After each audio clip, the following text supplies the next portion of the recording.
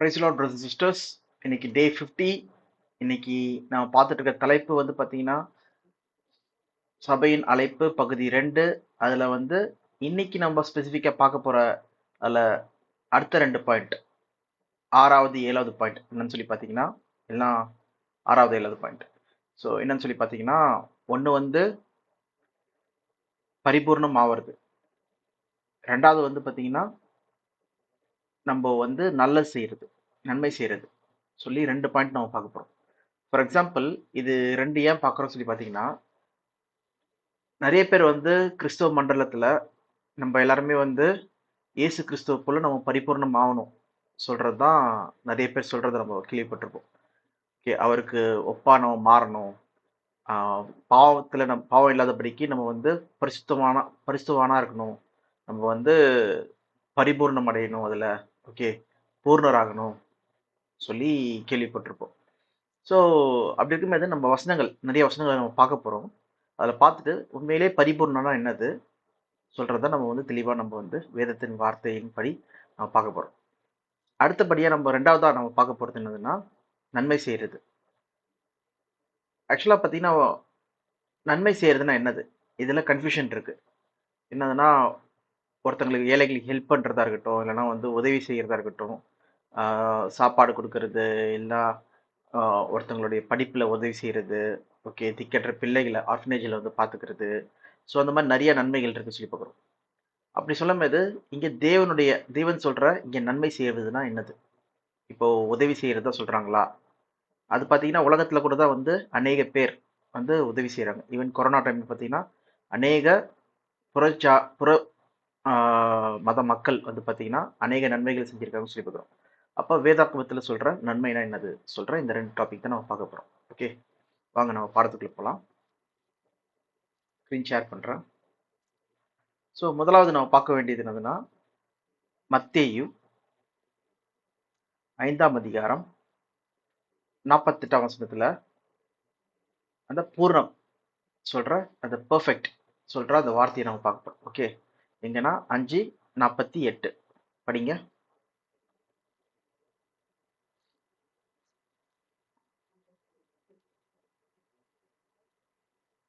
ஆகையால் பரலோகத்தில் இருக்கிற உங்கள் பிதா பூரண சர்க்குணராய் இருக்கிறது போல நீங்களும் பூரண சர்க்குணராய் இருக்க கடவீர்கள். ஓகே, என்ன போட்டிருக்கு? பரலோகத்தில் இருக்கும் உங்கள் பிதா பூர்ண சர்க்குணராய் இருக்கிறது போல நீங்களும் பூர்ண சர்க்குணராய் இருங்கள் சொல்லி போட்டிருக்கு. B perfect therefore as your heavenly father is perfect. சரி, இது ஒரு வசனத்தை மட்டும் நம்ம எடுத்து படிச்சோம்னா எதுல பூர்ணம் அடையணும், என்ன பண்ணணும் எதுவுமே தெரியல. அப்போ நிறைய பேர் வந்து என்ன வேணா பேசலாம், என்ன வேணா யோசிக்கலாம். அப்போ நம்ம வந்து பாவத்தை நீக்கி நம்ம பூர்ணம் அடையணும் அது சொல்றாங்களா? இல்லைன்னா நம்ம வந்து என்னதுன்னா நல்லா படிச்சு ஞானத்துல வந்து பூர்ணம் அடையணும் சொல்றாங்களா? இல்லை வந்து அறிவுல வந்து பூர்ணம் அடையணும் சொல்றாங்களா? ஸோ அந்த மாதிரி டிஃப்ரெண்ட் வகையில நம்ம வந்து யோசிச்சுக்கலாம். ஆனா நம்ம பார்க்க வேண்டியது என்னதுன்னா நம்ம எப்பயுமே நம்மளோட ஸ்டடியில பைபிள் ஸ்டடியில் நம்ம பார்க்கும்போது அந்த கான்டெக்ட் இல்லைன்னா சுற்றுச்சூழலை வச்சு தான் நம்ம படிக்கிறோம். அப்போ இயேசு கிறிஸ்து இங்க மலை பிரசங்கத்துல வந்து என்ன சொல்றாரு சொல்லி பார்த்தீங்கன்னா அங்க நியாயப்பிரமாணத்தை வந்து கம்பேர் பண்ணி பேசிட்டு இருக்காரு. ஓகே, இயேசு கிறிஸ்து பேசும்போது நியாயப்பிரமாணத்தின்படி என்ன போட்டிருக்குன்னா உன் சகோதரனை சிநேகி சொல்லி போட்டிருக்கு. அப்ப இயேசு கிறிஸ்து கேட்கிறாரு, சகோதரன் சிநேகி போட்டிருந்ததுன்னா அப்போ உன் பகைஞ்சரை உன்னுடைய உனக்கு தீமை செய்யறவங்கள பகைக்கணுமா சொல்லி இயேசு கிறிஸ்து அடுத்த வார்த்தை கேட்கிறாரு சொல்லி பார்க்குறோம். ஸோ நீ அப்படி இருக்காத. உலகத்தில் மக்களும் வந்து பார்த்தீங்கன்னா அவங்க என்ன பண்றாங்க, உலகத்தின் மக்கள் அவங்களும் பார்த்தீங்கன்னா அவங்களுடைய சிநேகிக்கிறவங்கள சிநேகிக்கிறாங்க. ஓகே, அவங்கள பகைக்கிறவங்கள பகைக்கிறாங்க. அதே போல நீ ஏன் பண்ணிருக்க? நீ அப்படி இருக்காத. தேவன் எப்படி இருக்காரு? எல்லாரும் மேலேயும் மலையை பொழிய பண்ணுகிறார், எல்லாரும் மேலேயும் எல்லார்கிட்டையும் நன்மை செய்கிறாரு. அதே போல நீ என்ன பண்ணு, நன்மை செய்யறோம்னா இரு சொல்லி இயேசு கிறிஸ்து வந்து கத்தரார் சொல்லி பார்க்கிறோம். ஸோ இதுக்கு தான் என்ன சொல்றாருன்னா B perfect as you heavenly father is perfect. எப்படி தேவன் வந்து எல்லார் மேலேயும் நன்மை செய்யறவரா இருக்காரோ ஓகே அதே போல் நீனு இரு சொல்லி சொல்ல வராரு சொல்லி பார்க்குறோம். வேணா வசனத்துல படிக்கலாம், 43ல இருந்து படிங்க. உனக்கு அடுத்தவனை சிநேகித்து உன் சத்துருவை பகைப்பாயாக என்று சொல்லப்பட்டதை கேள்விப்பட்டிருக்கிறீர்கள். நான் உங்களுக்கு சொல்கிறேன், உங்கள் சத்துருக்களை சிநேகியுங்கள், உங்களை சபிக்கிறவர்களை ஆசீர்வதியுங்கள், உங்களை பகைக்கிறவர்களுக்கு நன்மை செய்யுங்கள், உங்களை நிந்திக்கிறவர்களுக்காகவும் உங்களை துன்பப்படுத்துவர்களுக்காகவும் ஜெபம் பண்ணுங்கள். என்னென்ன சொல்ற சொல்லி பாருங்க. இதை நான் கேஜேவில எடுத்துக்கிறேன். ஒரு நிமிஷம். மத்தேயு 5ஆம் அதிகாரம்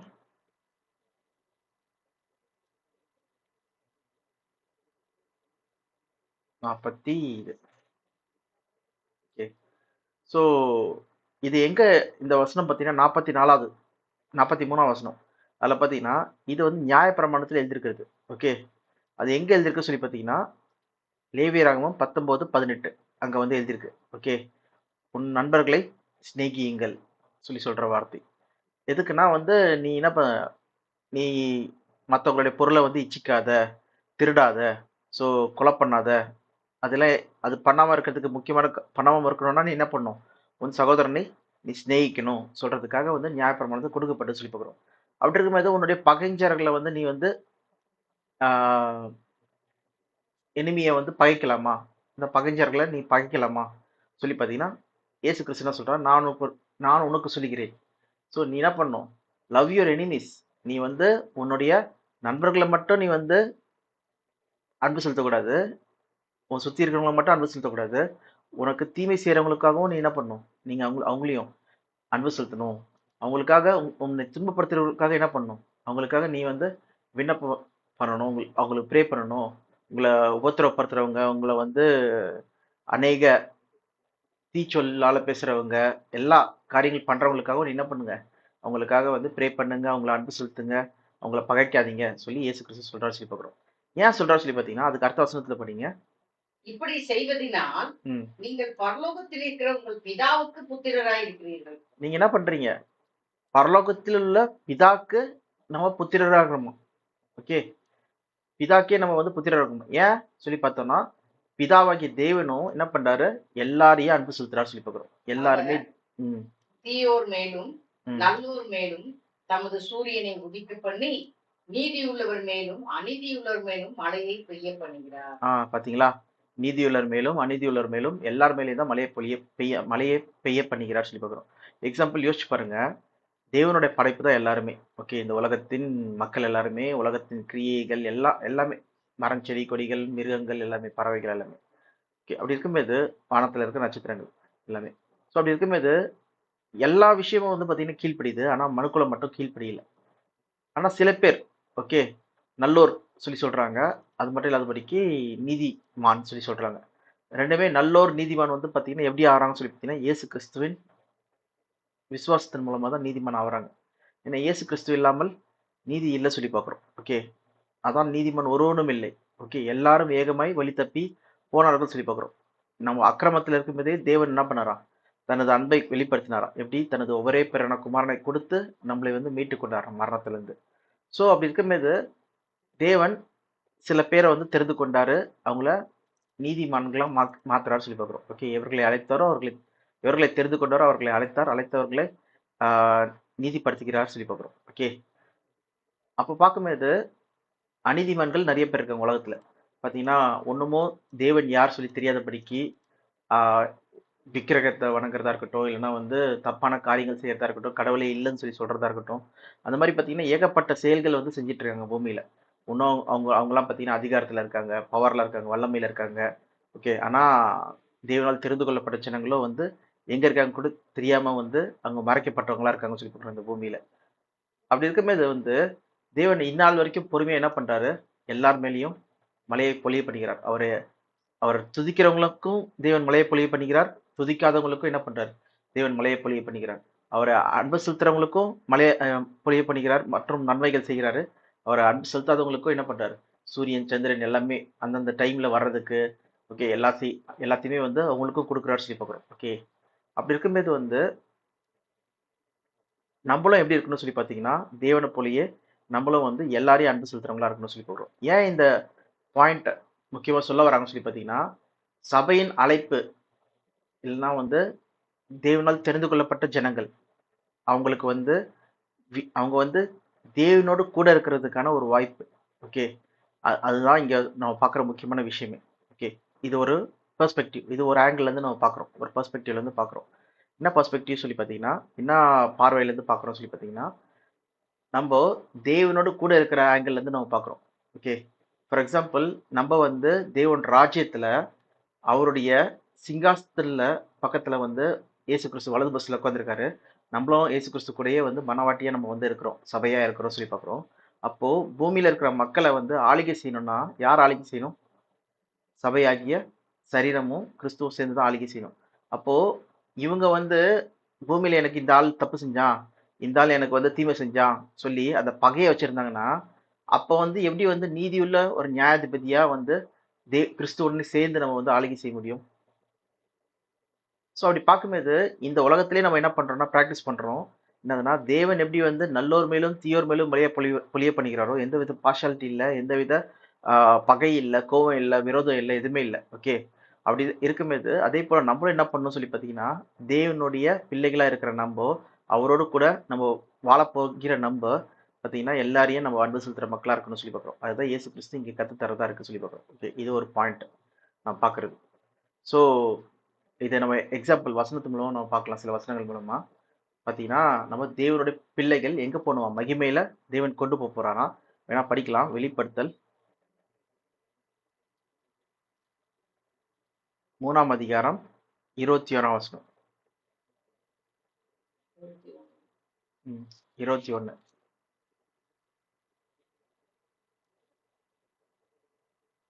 நான் ஜெயம் கொண்டு என் பிதாவினுடைய சிங்காசனத்திலே அவருடைய கூட உட்கார்ந்தது போல ஜெயம் கொள்ளுகிறவன் எவனோ அவனும் என்னுடைய சிங்காசனத்தில் என்னோட கூட உட்காரும்படிக்கு அருள் செய்வேன்.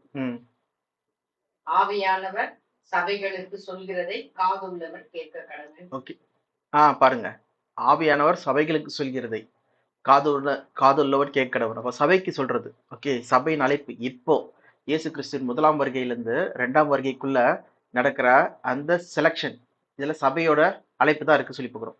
அதனாலதான் சபையின் அழைப்பு பார்த்தீங்கன்னா பரம அழைப்பு சொல்லி பார்க்குறோம். ஓகே, இந்த பாயிண்ட். ஓகே, இயேசு கிறிஸ்துவின் 1ஆம் வருகையிலிருந்து 2ஆம் வருகைக்குள்ள இருக்கிற மக்கள் யாரெல்லாம் இயேசு கிறிஸ்துவ விசுவாசிக்கிறாங்களோ அவங்க இயேசு கிறிஸ்துவ வந்து எங்க போறாரோ அங்க அவர் பின்னாடியே ஃபாலோ பண்ணி போறவங்க. ஓகே, உண்மையாய் ஃபாலோ பண்ற டிசைபிள்ஸ் அவங்களுக்காக சொல்றாரு சொல்லி பார்க்குறோம். ஜெயம் கொள்கிற நேவனும் அவன் என்ன பண்றானா, நான் எப்படி வந்து பிதாவினுடைய சிங்காசனத்தில் உட்கார்ந்தது போல அவனும் என்ன பண்றான், என்னுடைய கூட சிங்காசனத்துக்கு உட்கார்றா சொல்லி பார்க்குறோம். சிங்காசனம்னா என்னது? ராஜரீகம். ஓகே, ஆளுகை, மகிமை, கணம். ஓகே, ஆளுகை சொல்லி பார்க்குறோம். ஸோ இதெல்லாமே வந்து கணம் கொடுத்து அவங்களை என்ன பண்றாரு, முடி சுட்டுறாங்கன்னு சொல்லி பார்க்குறோம். ராஜாவாக அவங்க உட்கார்ந்துருக்காங்கன்னு சொல்லி பார்க்குறோம். அப்போ என்ன பண்றாங்க, கிறிஸ்துவனே கூட அவங்க ஆளுகை செய்யறாங்கன்னு சொல்லி பார்க்குறோம். இது கூட நம்ம எங்க படிக்கலாம்னா வெளிப்படுத்தல் 20ஆம் அதிகாரம் 4ஆம் வசனம். அந்த படிங்க. 20:4. வெளிப்படுத்தல் 20:4. அன்றியும் நான் சிங்காசனங்களை கண்டேன், அவைகளின் மேல் உட்கார்ந்தார்கள், நியாய தீர்ப்பு கொடுக்கும்படி அவர்களுக்கு அதிகாரம் அளிக்கப்பட்டது. இயேசுவை பற்றிய சாட்சி நிமித்தமும் தேவனுடைய வசனத்தின் நிமித்தமும் சிரசேதம் பண்ணப்பட்டவர்களுடைய ஆத்துமாக்களையும் மிருகத்தையாவது அதன் சுரூபத்தையாவது வணங்காமலும் தங்கள் நெற்றியிலும் தங்கள் கையிலும் அதன் முத்திரையை தரித்துக் கொள்ளாமலும் இருந்தவர்களையும் கண்டேன். அவர்கள் உயிர்த்து கிறிஸ்துவுடனே கூட 1000 வருஷம் அரசாண்டார்கள். அவர்கள் உயிர்த்து கிறிஸ்துவுடனே கூட என்ன பண்றாங்களாம், 1000 வருஷம் அரசாண்டார்கள் சொல்லி பார்க்கிறோம். அவ பாத்தீங்கன்னா இவங்க தான் வந்து சபை மக்கள். இவங்க தான் வந்து கிறிஸ்துவனே கூட அந்த சிங்காசனத்துல உட்கார்ந்துருக்க மக்கள் சொல்லி பார்க்கிறோம். அதனாலதான் 4ஆம் வசனத்துல என்ன படிக்கிறோம்னா, சிங்காசனங்களை கண்டேன். சிங்காசனம் சொல்லிட்டு ஒன்ன சொல்லல, சிங்காசனங்களை, த்ரோன்ஸ், எஸ் டூரல் சொல்லி பார்க்கிறோம். அதுக்கு மேல வந்து உட்கார்ந்துருக்காங்களாம். அவங்களுக்கு என்ன பண்ணிருக்கான், அதிகாரம் கொடுக்கப்பட்டிருக்கான். நியாயத்திற்கிறதுக்கான அதிகாரம் கொடுக்கப்பட்டிருக்கான். யாருக்கு சொல்லி பார்த்தீங்கன்னா, கிறிஸ்துவுக்காக தங்களை சிறை சேதம் பண்ணப்பட்ட பரிசுத்தவான்கள் சொல்லி பார்க்கிறோம். ஓகே, இவங்க தான் வந்து சபை மக்கள். இயேசு கிறிஸ்துவோட 1ஆம் வருகையிலிருந்து 2ஆம் வருகைக்குள்ள நடக்கிற அந்த அழைப்பு சொல்லி பார்க்குறோம். இதுதான் நம்ம ஏற்கனவே வந்து இதுக்கு முந்தின பாடத்தில் நம்ம பார்த்துருக்கோம். பார்க்கலன்னா வந்து 41 டேஸ்ல போய் பாருங்க, கண்டிப்பா உங்களுக்கு வந்து அதுக்கான தெளிவு கிடைக்கும். ஓகேவா? அவ பார்க்கும்போது இப்ப யார் அரசாட்சி பண்றாங்க, இவங்க 1000 ஆண்டு அரசாட்சி பண்றாங்களாம் கிறிஸ்துவனே சேர்ந்து அப்போ பூமியில. அப்ப யாரை வந்து இவங்க ரூல் பண்றாங்க சொல்லி பார்த்தீங்கன்னா, இவங்க உலக மக்களை ரூல் பண்றாங்களாம். ஏன் உலக மக்களுக்கு இந்த வாய்ப்பு கிடையாது சொல்லி பார்த்தீங்கன்னா, வேணா படிக்கலாம். 2 கொரிந்தியர் 4ஆம் அதிகாரம் 4ஆம் வசனம். இது அடிக்கடி நம்ம எடுக்கிற வசனம் தான். என்னாச்சுன்னா, இந்த உலகத்தின் அதிபதியாக பிசாசானவன் என்ன பண்றான்? அவர்களுடைய கண்களை அவிசுவாசிகள், ஓகே, அவங்களுடைய கண்களை குருடாக்குறானா. எதுக்காக? இந்த சுவிசேஷத்தின் ஒளி போய் அவங்க வந்து ஆவாத படிக்கு இந்த உலகத்தின் தேவனானவன் யாரு? பிசாசு. அவன் என்ன பண்றான்? வஞ்சிக்கிறவனா இருக்கான்னு சொல்லி பார்க்கிறோம். யார? இந்த உலக மக்களை சொல்லி பார்க்கிறோம். என்ன படிங்க. தேவனுடைய சாயலா இருக்கிற கிறிஸ்துவின் மகிமையான சுவிசேஷத்தின் ஒளி அவிசுவாசிகளாகிய அவர்களுக்கு பிரகாசமா இராதபடிக்கு இப்பிரபஞ்சத்தின் தேவனானவன் அவர்களுடைய மனதை குருடாக்கினான். இப்பிரபஞ்சத்தின் தேவனானவன் அவர்களுடைய மனதை குருடாக்கினான். எதுக்கு? இந்த சுவிசேஷத்தின் ஒளி அவங்களுக்கு போகாதபடிக்கு அவன் குருடாக்குறான்னு சொல்லி பார்க்குறோம். Okay, the god of this age. அப்போ என்ன பண்ணணும்? இந்த வஞ்சிக்கிற சாத்தானை என்ன பண்ணணும்? ஃபர்ஸ்ட் அவனை கட்டணும். அதான் பார்த்தீங்கன்னா நம்ம 20ஆம் அதிகாரம் 1ஆம் வசனத்துல நம்ம படிக்கிறோம். 1, 2, 3 படிங்க. ஒரு தூதன் பாதாளத்தின் திறவுகோலையும் பெரிய சங்கிலியையும் தன் கையிலே பிடித்துக் கொண்டு வானத்தில் இருந்து இறங்கி வர கண்டேன். பிசாஸ் என்றும் சாத்தான் என்று சொல்லப்பட்ட பழைய பாம்பாகிய வலுசர்ப்பத்தை அவன் பிடித்து அதை 1000 வருஷம் அளவும் கட்டி வைத்து அந்த 1000 வருஷம் நிறைவேறும் வரைக்கும் அது ஜனங்களை மோசம் போக்காதபடிக்கு அதை பாதாளத்திலே தள்ளி அடைத்து அதன் மேல் முத்திரை போட்டான். அதற்கு பின்பு அது கொஞ்ச காலம் விடுதலையாக வேண்டும். ஓகே, பாத்தீங்கன்னா ஜனங்களை மோசம் போக்காதபடிக்கு, அதனாலதான் பாத்தீங்கன்னா டிசீவிங் த நேஷன் எனிமோர், ஜனங்களை மோசம் போக்காதபடிக்கு 1000 ஆண்டு என்ன பண்றாங்களா? கட்டி வைக்கிறாங்க சொல்லி பார்க்குறோம். அப்போ இந்த மக்களுக்கு என்ன பண்றாங்க? திருப்பி உயிர்த்தெழுதல் நடக்குது ஆதாமுக்குள். பாத்தீங்கன்னா இயேசு கிறிஸ்து மூலமா எல்லாருக்கும் உயிர்த்தெழுதல் வருது. ஆதாமுக்குள் மரிக்கிற எல்லாருக்கும் கிறிஸ்துவின் மூலமா உயிர்த்தெழுதல் எல்லாருக்கும் கிடைக்குது. அந்த உயிர்த்தெழுதல் எப்ப நடக்குதுன்னு சொல்லி பாத்தீங்கன்னா தேவன் ராஜ்யத்துல, அந்த ராஜ்யத்துல வந்து பாத்தீங்கன்னா இவங்க உயிர்த்தெழுறாங்க. அப்போ வந்து சபையும் கிறிஸ்துவும் சேர்ந்து தான் என்ன பண்றாங்க? இவங்களும் ஆளுகை செய்யறாங்கன்னு சொல்லி பார்க்குறோம். அந்த ஆளுகையில வந்து இந்த மக்கள் எப்படி இருக்கணும்? இந்த சபை மக்கள் பாத்தீங்கன்னா தேவனை போலயே என்ன பண்ணணும்?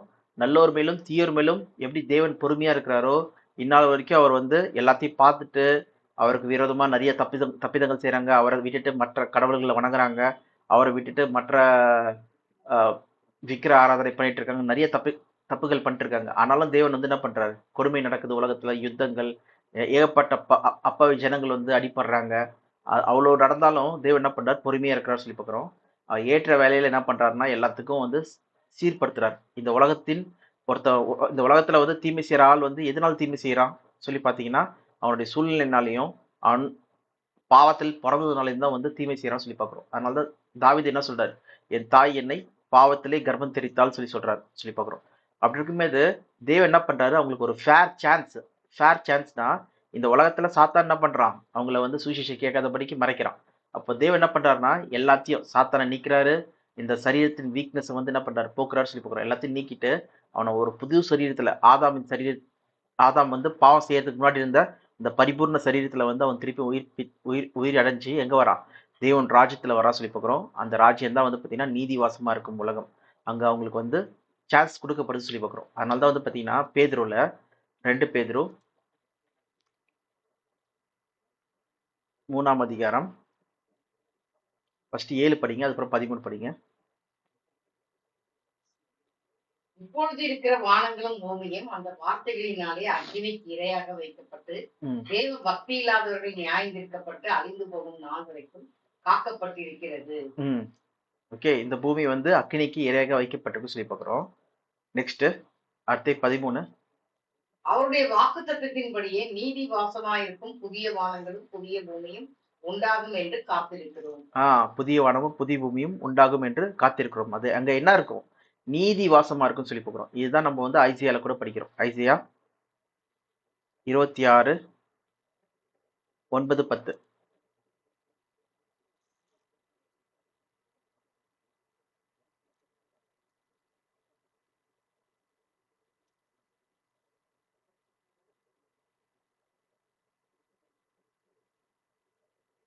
படிங்க.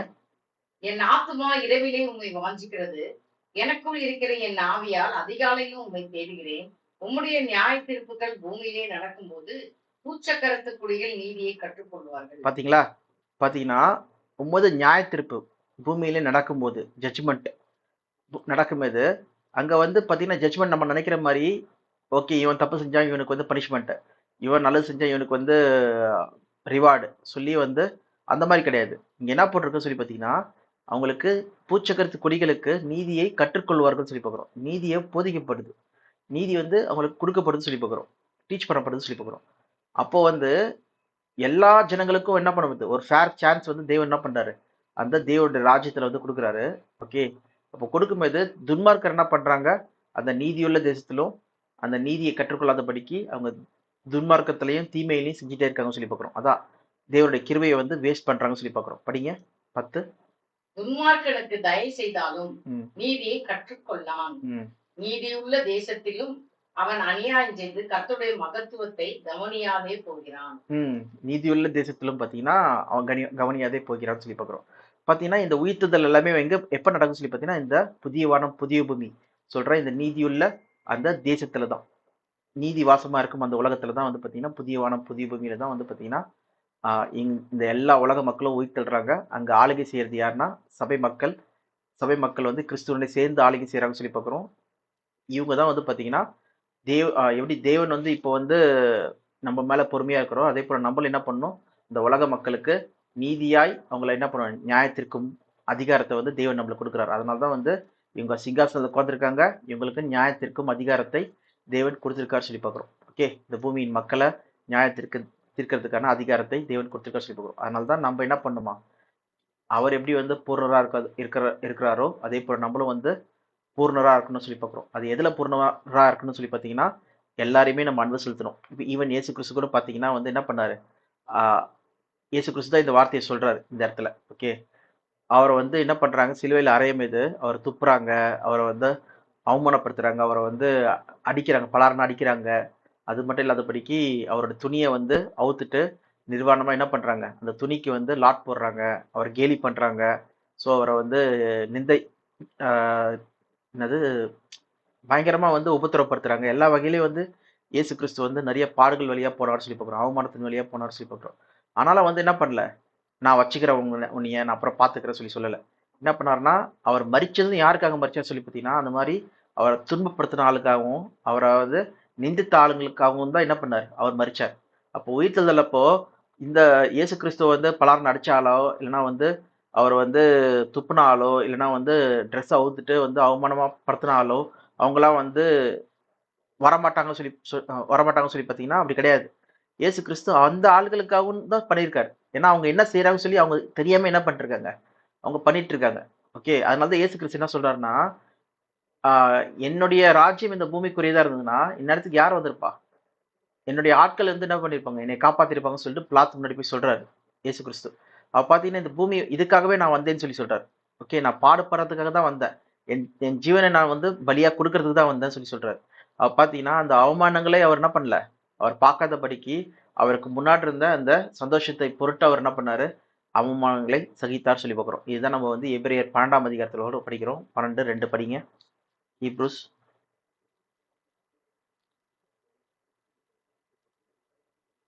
அவர் தமக்கு முன் வைத்திருந்த சந்தோஷத்தின் பொருட்டு அவமானத்தை எண்ணாமல் சிலுவையை சகித்து தேவனுடைய சிங்காசனத்தின் வலது பாரசத்தில் வீற்றிருக்கிறார். ஓகே, அவர் வந்து என்ன பண்ணாரு, அவமானத்தை சகித்து அவர் சிங்காசனத்துல போய் உட்கார்ந்துருக்காரு சொல்லி பார்க்குறோம். ஓகே, அவர் சந்தோஷத்தை பொருட்டு என்ன பண்றாரு, அவமானங்களை சகித்தார் சொல்லி பார்க்குறோம். அது அவங்களுக்காகவும் அந்த மக்களுக்காகவும் என்ன பண்றாரு, அவர் தன்னை ஒப்பு கொடுத்தார் சொல்லி பார்க்குறோம். உயிர்த்தெழுதல் அப்போ தேவன் ராஜ்யம் அப்போ அந்த மக்கள் என்ன பண்ணுவாங்க, உயிர்த்தெழுந்து வந்து இவர் தான் ஆண்டவராகி இயேசு கிறிஸ்து சொல்லி அவங்க வந்து மனம் திரும்புவாங்க சொல்லி பார்க்குறோம். ஸோ அப்படிப்பட்ட என்னதுன்னா கிருபையும் இரக்கமும் உள்ள தேவன் தான் நம்மளுடைய பிதாவாகிய தேவன். அவருடைய குமாரனும் பார்த்தீங்கன்னா அதே வழியில தான் இருக்காரு, கிருபையும் இரக்கமும் உள்ளவராக இருக்காரு சொல்லி பார்க்குறோம். அதனால தான் அவர் எப்படி பெர்ஃபெக்டா இருக்காரோ அதே போல நம்மளும் பெர்ஃபெக்டா இருக்கணும்னு சொல்லி பார்க்குறோம். ஓகே, இங்கே நம்ம வசனம் படிக்கிறது இது இயேசு கிறிஸ்து சொல்ற ஒரு எக்ஸாம்பிளா இருக்கு. ஓகே, அவர் எப்படி பூர்ணரா இருக்காரோ அதே அதே போல நம்மளும் என்ன பண்ணணும், நன்மை செய்யறவங்களா இருக்குன்னு சொல்லி பார்க்குறோம். அந்த வசனத்தை முடிச்சிருங்க அப்படியே. எங்கன்னா மத்திய 5ஆம் அதிகாரம் 46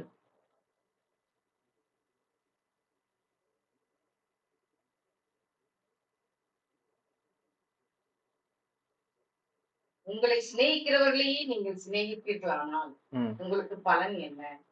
ஆயக்காரரும் அப்படியே செய்கிறார்கள் அல்லவா?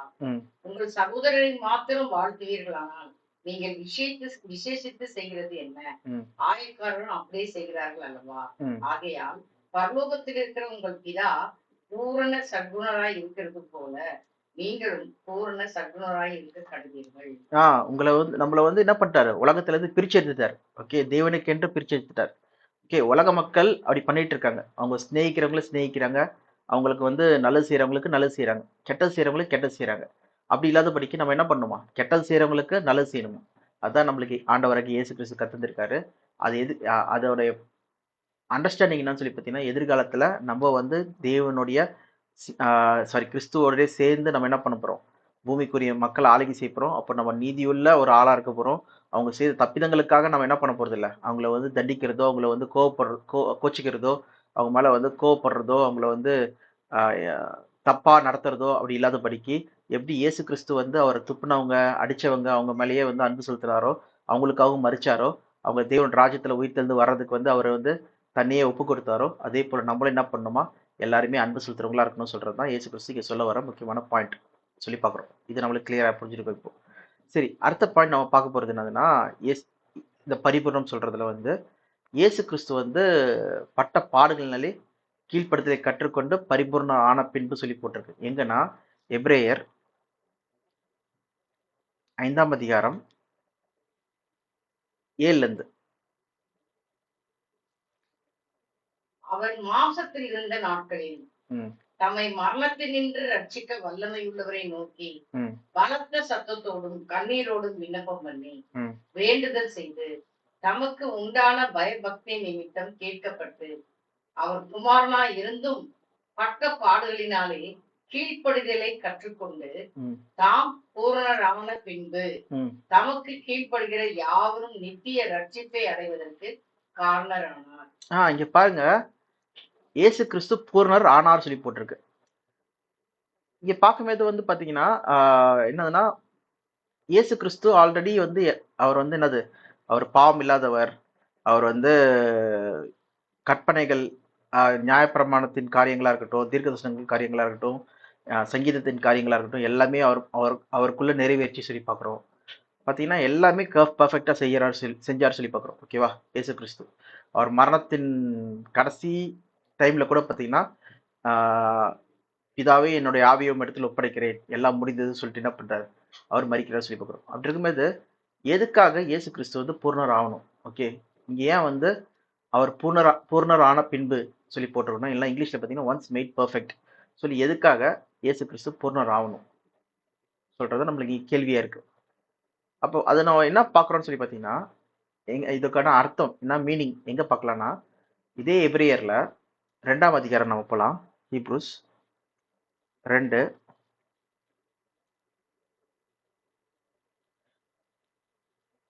நம்ம வந்து 10-11 வந்து இதுக்கான அர்த்தத்தை நம்ம வந்து பார்க்கலாம். ஓகே, அப்புறம் 17-18 அதில் நம்ம பார்க்கலாம். ஃபர்ஸ்ட் படிங்க 10-11. ஏனென்றால் தமக்காகவும் தம்மாலேயும் சகலத்தையும் உண்டாக்கினவர். சகலத்தையும் உண்டாக்கினவர் சொல்லும்போது இது யாரை குறிக்குதுன்னா, பிதாவாகிய தேவன், யாவே தேவனை குறிக்குது. சகலத்தையும் உண்டாக்கினவர் அநேக பிள்ளைகளை மகிமையிலே கொண்டு வந்து சேர்க்கையில். அநேக பிள்ளைகளை மகிமையில் கொண்டு வரணுமா. அவ பிள்ளைகள் சொல்லும்போது யாரை சொல்றாங்கன்னு சொல்லி பார்த்தீங்கன்னா, அநேக பிள்ளைகள் சொல்லும்போது அது சபையை சொல்றாங்கன்னு சொல்லி பார்க்குறோம். ஓகே, அவங்க தான் வந்து யாரு, அடாப்டட் சன்ஸ். ஓகே, புத்திர ஸ்வீகாரம் பெற்ற மக்களா இருக்காங்கன்னு சொல்லி பார்க்குறோம். ஓகே, அநேக பிள்ளைகள், ஒரே ஒரு பிள்ளை மட்டும் சொன்னாங்கன்னா அது யாரு, இயேசு கிறிஸ்து. அநேக பிள்ளைகள் சொல்லும்போது அது வந்து சபை சொல்லி பார்க்குறோம். அவங்களை எங்க கொண்டு வராங்க, மகிமையில கொண்டு வரணும். அதுக்கு என்ன பண்றாராம், காட் அவர்களுடைய ரட்சிப்பின் அதிபதியை. ரட்சிப்பின் அதிபதினா என்னது, அந்த சால்வேஷன் ரட்சிப்பை கொடுக்கிற அதிபதியாகிய யாரு, இயேசு கிறிஸ்துவ. தேவன் வந்து ரட்சிப்பின் அதிபதியாகிய இயேசு கிறிஸ்துவ உபத்திரவங்களினாலே பூர்ணப்படுத்துகிறது, அவருக்கு ஏற்றதா இருந்தது. உபத்திரவத்தினால் பூர்ணப்படுத்துவது அவருக்கு ஏற்றதா இருந்தது. யாருக்கு ஏற்றதா இருந்தது, தேவனுக்கு ஏற்றதா இருந்தது. சகலத்தையும் உண்டு பண்ணினவர் அவர் வந்து அநேக பிள்ளைகளை மகிமையில் கொண்டு வரும்படிக்கு, ஓகே, ரட்சிப்பின் அதிபதியாகிய கிறிஸ்து இயேசுவை பூர்ணப்படுத்துவது, எதுல பூர்ணப்படுத்தணும்? உபத்திரவத்தினால் பூர்ணப்படுத்துவது ஏற்றதா இருந்தது சொல்லி பார்க்குறோம். எப்படிப்பா இது ரிலேஷன்ஷிப்பு? இவங்களை மகிமையில கொண்டு வரணும் சபைய, ரட்சிப்பின் அதிபதி இயேசு கிறிஸ்துவ உபத்திரவத்துல கொண்டு வரணும். இதுக்கு சிங்கே இல்லை, எப்படி இது சொல்லி நம்ம வந்து யோசிக்கலாம். அதான் வந்து படிங்க அடுத்த வசனம். எப்படி எனில் பரிசுத்தம் செய்கிறவரும் பரிசுத்தம் செய்யப்படுகிறவர்களும் யாவரும் ஒருவராலே உண்டாயிருக்கிறார்கள். இப்ப பாத்தீங்கன்னா இயேசு கிறிஸ்து இது வந்து உலக சபை மக்கள். ஓகே, அதான் மகிமையில தேவன் கொண்டு போற சபை மக்கள் சொல்லி போகிறோம். 2 பேருமே யாரால உண்டாக்கப்பட்டவங்க? தேவனால் உண்டாக்கப்பட்டவங்க. ஓகே, எல்லாரும் 2 பேருமே ஒரே ஃபேமிலி சொல்லி போகிறோம். ஓகேவா? அப்ப பாத்தீங்கன்னா பரிசுத்தம் செய்கிறவர் யாரு? இயேசு கிறிஸ்து. ஓகே, அதான் ரட்சிப்பின் அதிபதியாகிய கிறிஸ்து இயேசு சொல்லி போகிறோம். அவரு அது மட்டும் பரிசுத்தமாக்கப்படுறவங்க இவங்க 2 பேரும் ஒரே ஃபேமிலி சொல்லி போகிறோம். இப்ப இயேசு கிறிஸ்து என்ன பண்றாரா? அவங்கள சகோதரர் சொல்லி சொல்றாரா? படிங்க அப்படியே. இது நிமித்தம் அவர்களை சகோதரர் என்று சொல்ல அவர் வெட்கப்படாமல் உம்முடைய நாமத்தை என் சகோதரர்களுக்கு அறிவித்து. எப்படி சகோதரா வராங்க இவங்க? இந்த பிள்ளைகள், அநேக பிள்ளைகள் சொல்லும்போது இவங்க யாரோட பிள்ளைகளா இருக்காங்க? தேவனோட பிள்ளைகளா இருக்காங்க. இயேசு கிறிஸ்துவும் பாத்தீங்கன்னா தேவனுடைய முதல் சிருஷ்டி, ஃபர்ஸ்ட் பார்ன். இவர் என்னுடைய நேசகுமாரன் சொல்லி சொல்றாரு. ஓகே, முதல் குமாரன் யார்? இயேசு கிறிஸ்து. ஓகே, அப்போ இயேசு கிறிஸ்து தேவனுடைய குமாரன்னா இப்ப நம்மளும் தேவனுடைய குமாரன் குமாரத்திகள்லாம். அப்போ நம்மளுக்கு யார் இயேசு கிறிஸ்து சொல்லி பார்த்தீங்கன்னா சகோதரர் சொல்லி பார்க்குறோம். அந்த ஆங்கிள் தான் இங்க பேசுறாங்க. ஓகே, கான்டெக்ட்ல தான், சுற்றுச்சூழலை தான் இங்க பேசுறாங்க சொல்லி பார்க்குறோம். பேசும்போது என்ன சொல்ல வராங்க சொல்லி பார்த்தீங்கன்னா, இயேசு கிறிஸ்து நம்மளை வந்து சகோதரர்கள் சொல்றதுக்கு அவர் வெட்கப்படவில்லை. அவர் என்ன பண்றாராம்? இயேசு கிறிஸ்து 12 வசனம், நான் அவரிடத்தில் நம்பிக்கையாய் 12 வசனம், உம்முடைய நாமத்தை என் சகோதரர்களுக்கு அறிவித்து சபை நடுவில் உம்மை துதித்து பாடுவேன். ஓகே, பாத்தீங்கன்னா சபை சொல்லும்போது அந்த சகோதரர்கள் மத்தியில நான் என்ன பண்ணுவேன்? தேவனே உமது நாமத்தை என்ன பண்ணுவேன்? இவங்களுக்கு அறிவிப்பேன்னு சொல்லி சொல்றாரு. இந்த வசனம் தான் நம்ம ஏற்கனவே பார்த்திருக்கோம். எங்க நிறைவேறிருக்கு? யோவான் 17ஆம் அதிகாரம்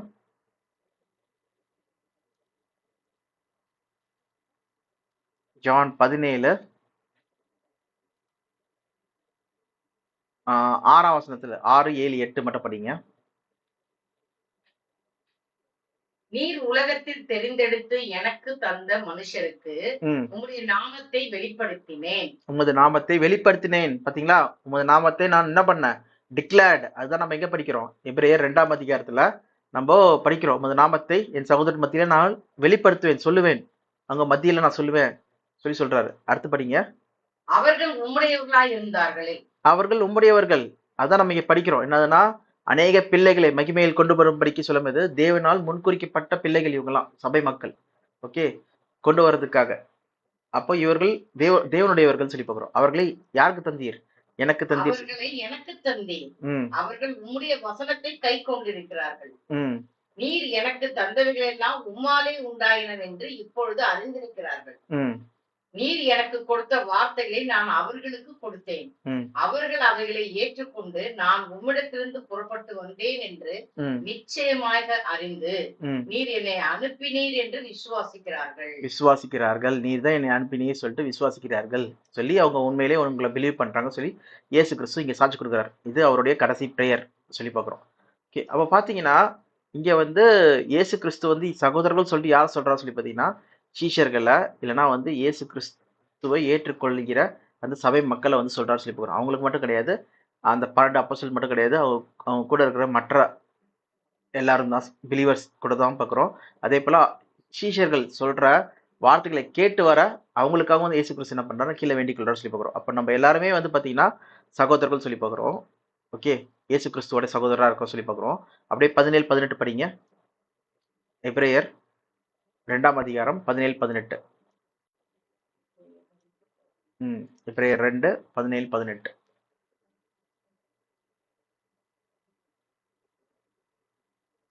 அன்றியும் அவர் ஜனத்தின் பாவங்களை நிவர்த்தி செய்வதற்கு ஏதுவாக தேவ காரியங்களை குறித்து இரக்கமும் உண்மையும் உள்ள பிரதான ஆசாரியராய் இருக்கும்படிக்கு எவ்விதத்திலும் தம்முடைய சகோதரருக்கு ஒப்பாக வேண்டியதா இருந்தது. பாத்தீங்களா?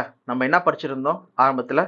இயேசு கிறிஸ்துவ, அதாவது ரட்சிப்பின் அதிபதியை என்ன பண்றாராம்? தேவன் வந்து பூர்ணப்படுத்துறாராம். எப்படி பூர்ணப்படுத்துறாரு சொல்லி பாத்தீங்கன்னா பாடுகள் வழியா அவரை வந்து பூர்ணப்படுத்துறாரு சொல்லி பாக்குறோம். அப்போ அதுதான் வந்து இங்க நம்ம பாக்குறோம். என்னதுன்னா ரட்சிப்பின் அதிபதியாகிய இயேசு கிறிஸ்து அவர் வந்து என்ன பண்றாராம்? ஆசாரியரா, ஓகே, அவர் வந்து எவ்விதத்திலும் சோதிக்கப்பட்டு எல்லா வகையிலையும் வந்து சகோதரர்களுக்கு ஒப்பா இருக்க வேண்டியதா இருந்து சொல்லி பார்க்குறோம். அப்படி இருக்கிறதுனால தேவன் என்ன பண்றாராம்? அவர்களை பாடுகள் வழியா அவர் வந்து கொண்டு போனார் சொல்லி பார்க்குறோம். எல்லா வகையிலையும் சோதிக்கப்பட்டு ஆஹ் நம்மள போலயே எல்லா வகையிலையும் அவர் போனதுனால சோதிக்கப்படுறவர்களுக்கு அவர் என்ன பண்றாரு? கிருபையும் இரக்கமும் உள்ள பிரதான ஆசிரியரா இருக்காரு சொல்லி பார்க்கணும். ஓகே, வேணா படிங்க 17-18.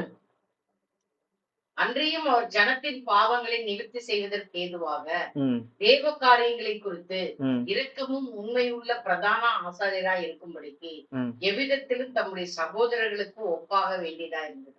ம் ஆதலால் அவர் தாமே சோதிக்கப்பட்டு பாடுபட்டதினாலே ம் அவர் சோதிக்கப்படுகிறவர்களுக்கு உதவி செய்ய வல்லவராய் இருக்கிறார். பாருங்க, அப்ப பூர்ணம் எதுக்காக தேவன் இந்த மாதிரி பண்ணார் சொல்லி பார்த்தீங்கன்னா, இயேசு கிறிஸ்து வந்து பாடுகள்ல பூர்ணப்படுத்தினார் சொல்லி பார்த்தீங்கன்னா, சோதிக்கப்படுகிற, ஓகே, இல்லைன்னா வந்து பாடுபடுகிற சகோதரர்களுக்கு, ஓகே, எவ்விதத்திலும் இயேசு கிறிஸ்து வந்து அவர் இரக்கமும் முறுக்கும் உள்ள பிரதானாசிரியர் இருக்கணும். அதனால தான் அவர்களுக்கு ஒப்பாய் என்ன பண்ணாராம்? தேவன் வந்து அவங்கள வந்து என்ன பண்ணாரா? இயேசு கிறிஸ்துவ பாடுகள் வழியாய் அவரை பூர்ணப்படுத்தினார் சொல்லி பார்க்குறோம். அதனால தான் ரட்சிப்பின் அதிபதியாகிய கிறிஸ்துவை என்ன பண்றாரு? அந்த பாடுகள் வழியாய் பூர்ணப்படுத்துறதுக்கு காரணமே என்னதுன்னா, சபையாகிய அநேக பிள்ளைகளை மகிமையில கொண்டு வர்றதுக்கும், அவங்க அவங்கள வந்து அவங்க மேல கிருபையும் இரக்கமுமா இருக்கிறதுக்காக ரட்சிப்பின் அதிபதியாகிய கிறிஸ்துவை அந்த வழியில கொண்டு போனார் சொல்லி பார்க்கிறோம். இதுதான் இங்க சொல்ல வர இயேசு கிறிஸ்து அந்த பூர்ணப்படுறதுக்கான காரணம் சொல்லி பார்க்கிறோம். இது ஏன் இந்த மாதிரி தேவன் பண்ணணும் சொல்லி பார்த்தீங்கன்னா, இது வந்து நம்ம யோபுல பார்க்கலாம்.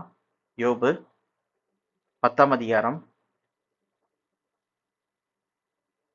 அவருக்கு வந்து ரொம்ப பயங்கரமா பாடுகள் இருந்ததுனால, ரொம்ப கஷ்டங்கள் இருந்ததுனால, ஆஹ் தேவனை வந்து கொஷின் பண்றார் யோபு. அது எந்த மாதிரி கொஷின் பண்றாரு சொல்லி பார்த்தீங்கன்னா, படிங்க. 2ஆம் வசனத்துல இருந்து 2ல இருந்து 6 வரைக்கும், இல்ல 7 வரைக்கும் படிங்க. நான் தேவனை நோக்கி என்னை குற்றவாளி என்று தீர்க்காதிரும். ம் நீர் எது நிமித்தம் என்னோட வழக்காடுகிறீர்? ம் அதை எனக்கு தெரியப்படுத்தும் என்பேன். ம் நீர் என்னை ஒடுக்கி உம்முடைய கைகளின் கிரியைகளை வெறுத்து துன்மார்க்கரின் யோசனை கிருபையாய் பார்க்கிறது உமக்கு நன்றாய் இருக்குமோ? எது வரைக்கும் என்னை வந்து குற்றப்படுத்துறீங்க? எது வரைக்கும் என்னை வந்து பகைக்கிறீங்க? நீங்க துன்மார்க்கருடைய காரியங்களை வந்து நன்மை நல்லா பாக்குறீங்க. ஆனா என்னையே ஏன் வந்து இவ்வளவு கஷ்டப்படுத்துறீங்க சொல்லி யோபு வந்து கேட்கிறாரு சொல்லி பார்க்கிறோம். அடுத்து படிங்க. மாம்ச கண்கள் உமக்கு உண்டோ? ம் மனுஷன் பார்க்கிற பிரகாரமாய் பார்க்கிறீரோ? என்ன சொல்றாரு? நீங்க உங்களுக்கு உங்களுக்கு வந்து நான் எவ்வளவு பாடுபடுறேன்னு சொல்லி தெரியுதா உங்களுக்கு? மாம்ச கண்கள் உங்களுக்கு இருக்குதா? மனிதன் பாடுபடுற, நான் அவங்களோட கண்கள் மாதிரி நீங்க வந்து பூமிக்குரிய கஷ்டங்கள் வந்து உங்களுக்கு தெரியுமா? உங்களுக்கு வந்து உணர்வு இருக்கா சொல்லி தேவனை பத்தி கேட்கிறாரு. ஓகே, அடுத்து படிங்க. நீர் என் அக்கிரமத்தை கிண்டி கிளறி என் பாவத்தை ஆராய்ந்து விசாரிக்கிறதற்கு ம் உம்முடைய நாட்கள் ஒரு மனுஷனுடைய நாட்களைப் போலவும் உம்முடைய வருஷங்கள் ஒரு புருஷனுடைய ஜீவ காலத்தை போலவும் இருக்கிறதோ? ம் நான் துன்மார்க்கன் அல்ல என்பது உமக்கு தெரியும். ம் உம்முடைய கைக்கு என்னை தப்புவிக்கிறவன் இல்லை. ஓகேவா? அவ பார்க்கும்போது என்னதுன்னா, நான் எவ்வளவு கஷ்டப்படுறேன், உங்களுக்கு கண்ணு இருக்கா? இல்லைன்னா உங்களுக்கு வந்து என்னை போல வந்து பாடுகள், இந்த ஃபிளஷ் சரீரம் இருக்கா உங்களுக்கு? அப்ப நான் வந்து படுற வேதனை உங்களுக்கு புரியும். இதெல்லாம் இல்லாததுனால நீங்க ஜாலியா மேல பரலோகத்துல இருக்கீங்க. நீங்க வந்து உங்களுக்கு வந்து மாம்சர் ஆட்கள், ஓகே, மனிதர்கள் வந்து படும் இன்னல்களை வந்து உங்களுக்கு தெரிய மாட்டுது சொல்றதுதான் வந்து இவரோட பாயிண்டா இருக்கு இந்த இடத்துல வந்து பாத்தீங்கன்னா. அவ பாத்தீங்கன்னா இயேசு கிறிஸ்து கிட்ட நம்ம வரும்போது என்ன பண்றாரா தேவன் வந்து எல்லா வகையிலையும் இயேசு கிறிஸ்து வந்து சகோதரர்களுக்கு என்ன பண்ணுமா? ஒத்த ஆளா இருக்கணுமா, ஈக்குவலா இருக்கணுமா. அந்த வகையில என்ன பண்றாராம்? அவங்களும் இயேசு கிறிஸ்து வந்து பாத்தீங்கன்னா பாடுகள் வழியா போறதுதான் தேவனுக்கு சித்தமா இருந்து சொல்லி பார்க்கிறோம். இதனால்தான் வந்து இயேசு கிறிஸ்துவ என்ன பண்றாரு? அவரு பாடுகள் வழியா கொண்டு போனார் சொல்லி பார்க்கிறோம். இயேசு கிறிஸ்து வந்து பாத்தீங்கன்னா 2 தடவை கிட்ட வந்து 3 தடவை கிட்ட கேட்பாரு. இந்த பாத்திரம் என்னை விட்டு நீங்க கொடாமல் நீங்கட்டும்னு சொல்லிட்டு. வேணா படிக்கலாம் அது. Not my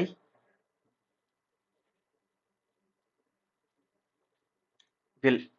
Luca 22:42.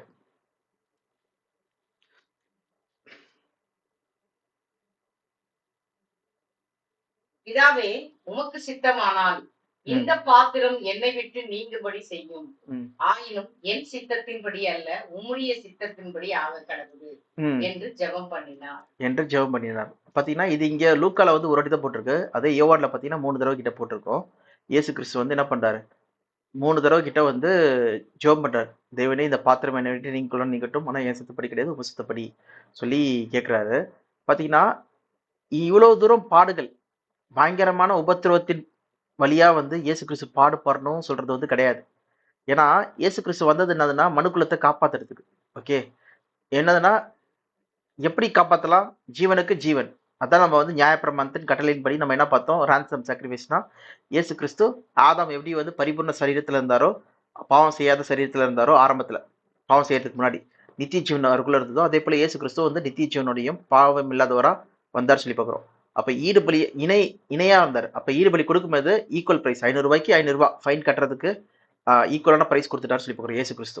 ஓகே, அப்படி இருக்கும்போது கொடுத்துட்டாருன்னா அதுக்கு வந்து ஜீவனுக்கு ஜீவன் கொடுத்தா போதும். ஏன் வந்து இயேசு கிறிஸ்து அவ்வளவு தூரம் அடிக்கணும், சிலுவை மரணம் ஓகே அடையணும், அவர் வந்து ரத்தம் சிந்தணும், அவ்வளவு தூரம் ரத்தம் சிந்தணும். அது மட்டும் இல்லாதபடிக்கு அவர் வந்து என்னது ஈட்டினால குத்தப்பட்டு அவர் வந்து அதுக்கு முந்தின நைட்டு வந்து பாத்தீங்கன்னா பயங்கரமா அடிச்சு அவர் உடம்புல வந்து முள்கிரீடம் வச்சு அவ்வளவு தூரம் ஏன் பாடுபடுத்தணும் சொல்லி பாத்தீங்கன்னா அந்த பாடுகள் வழியா தான் இயேசு கிறிஸ்து வந்து என்ன பண்ணாரா, அவர் போறதுக்கு ரீசன் வந்து சகோதரர்களுக்கு எவ்விதத்திலும் ஒப்பா இருக்கிறதுக்காக. ஏன்னா அவர் பின்னாடி வர சகோதரர்கள் என்ன பண்றாங்க, அந்த பாடுகள் வழியா தான் என்ன பண்றாங்க, ராஜ்யத்தை பிரவேசிக்கிறாங்கன்னு சொல்லி பார்க்கிறோம். அதனாலதான் வந்து பாத்தீங்கன்னா வசனங்கள் போட்டிருக்கு பாருங்க.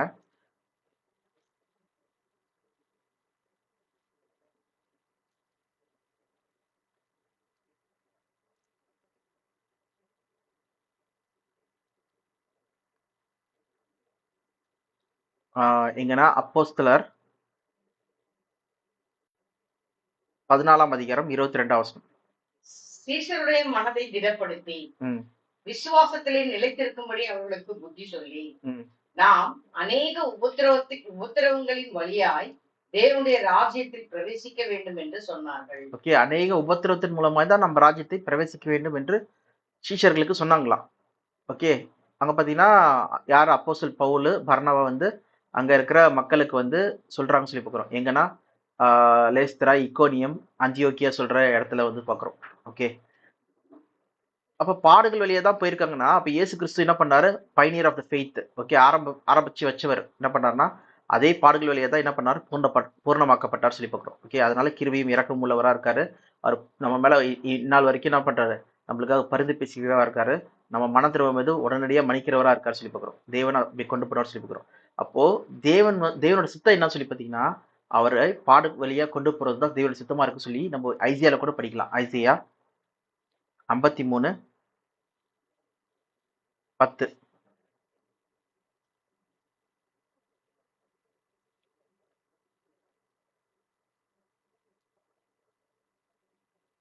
கர்த்தரோ அவரை நொறுக்க சித்தமாகி அவரை பாடுகளுக்குட்படுத்தினார். பாருங்க, யாருக்காக? நம்மளுக்காக. ஓகே, அப்ப என்ன ஆகுதான், நெக்ஸ்ட் படிங்க அப்படியே. அவருடைய ஆத்மா தன்னை குற்ற நிவாரண பலியாக ஒப்பு கொடுக்கும் போது அவர் தமது சந்ததியை கண்டு நீடித்த நாளாயிருப்பார். ஆஃப்ஸ்பிரிங் சந்ததியை கண்டு அவர் நீடித்த நாட்களா இருப்பார். எப்பயுமே அவர் உயிர்த்தெழுந்த பிறகு நித்தமா இருப்பாரு. அவர் சந்ததியாகிய சபை வந்து அவரை பின்பற்றுகிற சபை வந்து அவரோட கூட இருக்கும் சொல்லி பாக்குறோம். அப்ப நெக்ஸ்ட், கர்த்தருக்கு சித்தமானது அவர் கையினால் வாய்க்கும். கர்த்தருக்கு சித்தமானது அவர் கையினால் வாய்க்கும். கர்த்தருக்கு சித்தம் என்னது? எபிரேயர் 2ஆம் அதிகாரம் 10ஆம் வசனத்துல என்ன படிச்சோம்? அநேக பிள்ளைகளை மகிமையில் கொண்டு வருது தேவனுக்கு சித்தமா இருக்கு சொல்லி பார்க்கிறோம். ஓகே, அது அவர் கையினால் வாய்த்தது சொல்லி பார்க்கிறோம். ஓகே, அவர் முன்னாடி இடப்படப்பட்டார். பட்ட பாடுகளாலே அவர் கீழ்ப்படுதலை கற்றுக்கொண்டு அவர் பூர்ணரான பின்பு என்ன பண்றாரு, அவர் பின்னாடி வர மக்களுக்கு வந்து கிருபையும் இரக்கமும் உள்ள பிரதான ஆசிரியரா இருக்கார் சொல்லி பார்க்கிறோம். எல்லா வகையிலும் அவர் சோதிக்கப்பட்டார் சொல்லி பார்க்கிறோம். இதுதான் இயேசு கிறிஸ்து பட்ட பூர்ணம் சொல்றது நம்மளுக்கு தெளிவா புரியுது. அடுத்தபடியே நம்ம பார்க்க போவது வந்து சபையை பத்தி சொல்றாங்க. 2 கொரிந்தியர் 7ஆம் அதிகாரம் 1ஆம் வசனம்.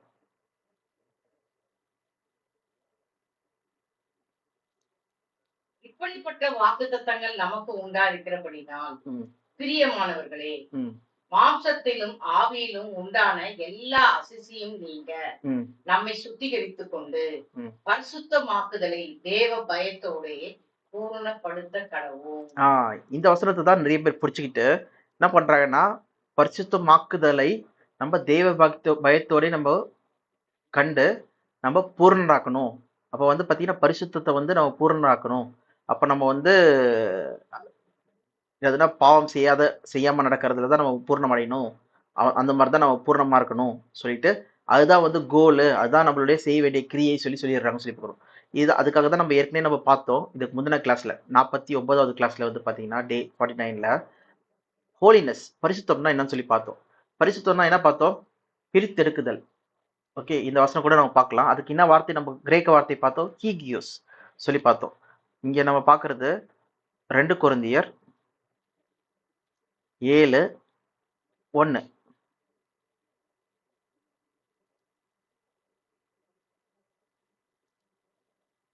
ஓகே, ஸோ இங்க யூஸ் பண்றப்பட்ட வார்த்தை என்னது?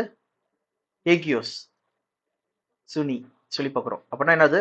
ஹேகியோஸ்னஸ் சொல்றது ஹோலினஸ் சொல்லி பார்க்குறோம். ஹோலி சாண்டிஃபைடு சொல்லி பார்க்குறோம். இதுக்கு அர்த்தம் என்ன சொல்லி பார்த்தீங்கன்னா செட் அப்பார்ட். இதுக்கும் வந்து பார்த்தீங்கன்னா செட் அப்பார்ட் தான் இதுக்கான அர்த்தம் சொல்லி பார்க்குறோம். ஏன்னா இதே வார்த்தை தான் முன்ன இடத்துல யூஸ் பண்ணப்பட்டிருக்கு. எங்கன்னு சொல்லி பார்த்தீங்கன்னா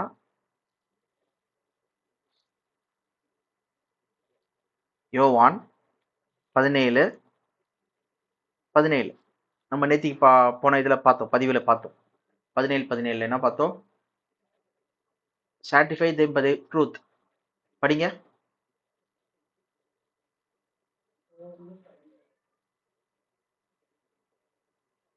யோவான் 17:17.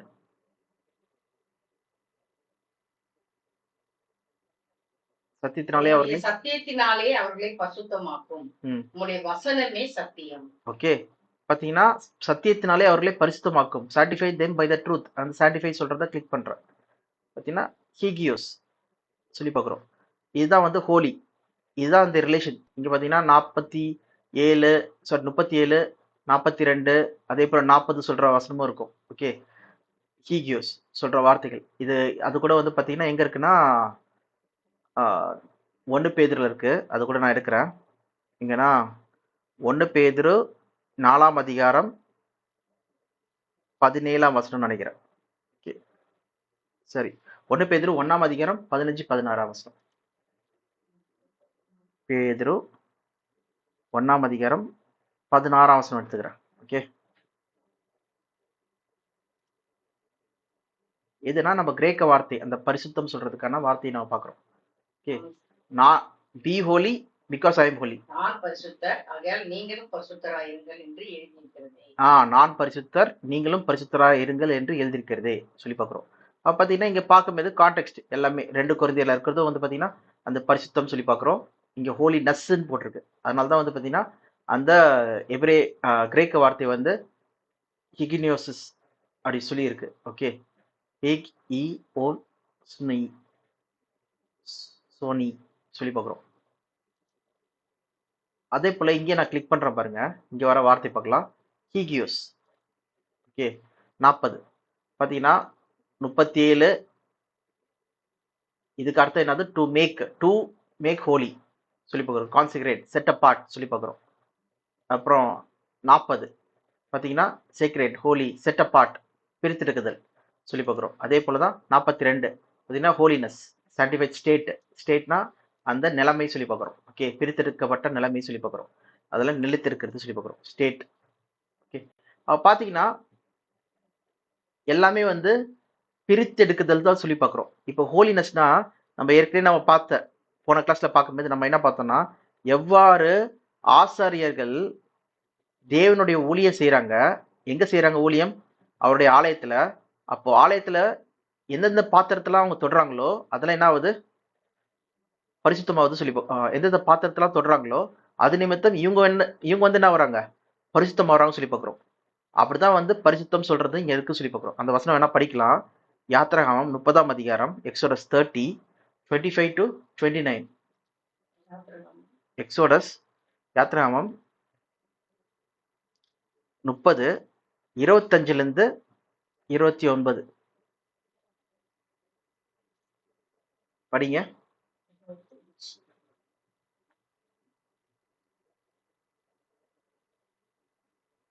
அதனால் பரிமள தைலக்காரன் செய்வது போல கூட்டப்பட்ட பரிமள தைலமாகிய சுத்தமான அபிஷேக தைலத்தை உண்டு பண்ணுவாயாக. அது பசுத்த அபிஷேக தைலமாய் இருக்க கடவுள். அதனாலே ஆசாரிப்பு கூடாரத்தையும் சாட்சி பெட்டியையும் மேஜையையும் அதன் பனிமுட்டுகள் எல்லாவற்றையும் குத்து விளக்கையும் அதன் கருவிகளையும் தூப பீடத்தையும் தகன பலிபீடத்தையும் அதன் பனிமுட்டுகள் எல்லாவற்றையும் தொட்டியையும் அதன் பாதத்தையும் அபிஷேகம் பண்ணு.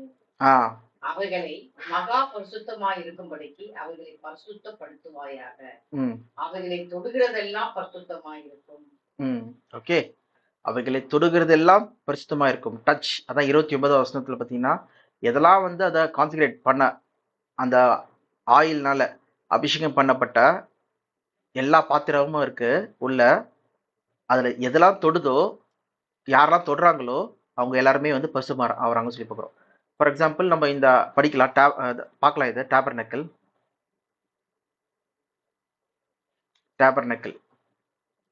ஸோ அது பார்த்தீங்கன்னா உள்ள நான் ஜூம் பண்றேன். உள்ள இருக்கிறது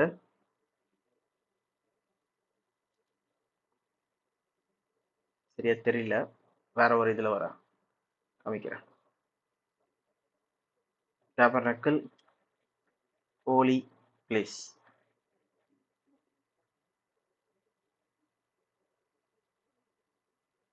ஓகே, இது தெரியுதுன்னு நினைக்கிறேன் எல்லாருக்கும். ஸோ இங்க பாத்தீங்கன்னா இங்க வந்து குத்து விளக்கு இருக்கு, அப்புறம் மேஜை இருக்கு, இங்க ஆல்டர் இருக்கு. அந்த மேஜை இதெல்லாத்தையும் வந்து என்ன பண்ணுமா, அந்த ஆயில்னால அபிஷேகம் பண்ணணும் சொல்லி பார்க்குறோம். அப்போ இதுக்கு மேலே வைக்கிற அந்த பிரெட்டு 6 அப்பம், ஓகே, சமூகத்தப்பம். இது வந்து இந்த மேஜை தொடர்றதுனால இந்த சமூகத்தப்பமும் என்ன இருக்கு, அதுவும் பரிசுத்தமா இருக்கு. அதே நேரத்துல கொண்டு வந்து வைக்கிறவங்க தொடர்ந்து என்ன ஆகுது, அதை வைக்கிற அந்த ஆசிரியர் என்ன வராங்க, பரிசுத்தமா வராங்க சொல்லி பார்க்குறோம். அப்படி இருக்கும்போது நம்ம எல்லாருமே யாரு, தேவனுடைய ஆசிரியர்களா இருக்கிறோம். ஓகே, நம்ம என்ன பண்றோம், தேவனுடைய ஊழியம் பண்றோமா. ஓகே, தேவனுக்கென்று பிரித்தெடுக்கப்பட்ட ஊழியம் பண்றோம் சொல்லி பார்க்குறோம். பிரித்தெடுக்கப்பட்ட தேவனுடைய நற்காரியங்களை சொல்ற ராஜரீக ஆசிரியர் கூட்டம் சொல்லி பார்க்குறோம். அது கூட படிக்கலாம். எங்க போட்டிருக்குன்னா, we are God's priesthood சொல்லிட்டு பேதுரு சொல்றாரு. God's Royal priesthood. 1 பேதுரு 2:9 படிங்க. நீங்களோ உங்களை அந்தகாரத்தினின்று தம்முடைய ஆச்சரியமான ஒளியினிடத்திற்கு வரவழைத்தவருடைய புண்ணியங்களை அறிவிக்கும்படிக்கு தெரிந்து கொள்ளப்பட்ட சந்ததியாயும் ராஜரீகமான ஆசாரிய கூட்டமாயும் பரிசுத்த ஜாதியாயும் அவருக்கு சொந்த ஜனமாயும் இருக்கிறீர்கள். அப்போ சொந்த ஜனம், ஜாதி, ராஜரீக ஆசாரிக கூட்டம், அந்தகாரிலிருந்து ஆச்சரியமான ஒளிக்கு வந்திருக்கோம், இதெல்லாம் சொல்லிட்டு அவருடைய பிள்ளைகளா இருக்கும் சொல்லி பார்க்குறோம். என்ன செய்யணும் சொல்லி போட்டிருக்காங்க, அவருடைய புண்ணியங்களை அறிவிக்கிறவங்களா நம்ம இருக்கிறோமா. Okay, people of God's own possession என்ன பண்றோமா, to proclaim the virtues of him who call you out of the darkness. அப்போ புண்ணியங்களை, தேவனுடைய மகிமைகளை, தேவனை வந்து சாட்சி அறிவிக்கிறது. ஓகே, சுவிசேஷம் அறிவிக்கிறது, கிறிஸ்துவ பத்தி சாட்சி அறிவிக்கிறது. இதுதான் நம்ம செய்ய வேண்டிய வேலை சொல்லிட்டு பேதுரு இங்க சொல்றாரு சொல்லி பார்க்குறோம். ஓகே, அப்போ நம்ம ராஜரீக ஆசிரியர் கூட்டமா இருக்கிறோம், அது ஆசிரியரா இருக்கிறோம். அப்ப எப்படி டேபர்னக்கிள்ல வந்து தேவனுடைய ஆலயத்துல அவங்க அந்த பரிசுத்த ஸ்தலத்துல எதெல்லாம் மேஜை எல்லாத்தையும் வந்து தொடர்ந்து அவங்க பரிசுத்தம் ஆகுறாங்களோ, தேவனுடைய ஊழியம் பண்ணும்போது அவங்க பரிசுத்தம் ஆகுறாங்களோ, அதே போல நம்மளும் என்ன பண்றோமா, இங்க தேவனுடைய காரியங்களை தொடர்ந்து என்ன வரும், பரிசுத்தமா வரும் சொல்லி பார்க்குறோம். ஓகே, தேவனுடைய காரியங்கள் தொடர்றதுன்னா என்னது, தேவனுடைய நற்செய்திய சொல்லமேது, வாயினால் தேவனை அறிக்கையிடுமேது, தைரியமா எதுக்கும் பயப்படாதபடிக்கு நம்ம தேவனுடைய நற்செய்தியை சொல்லமேது. Okay, good news.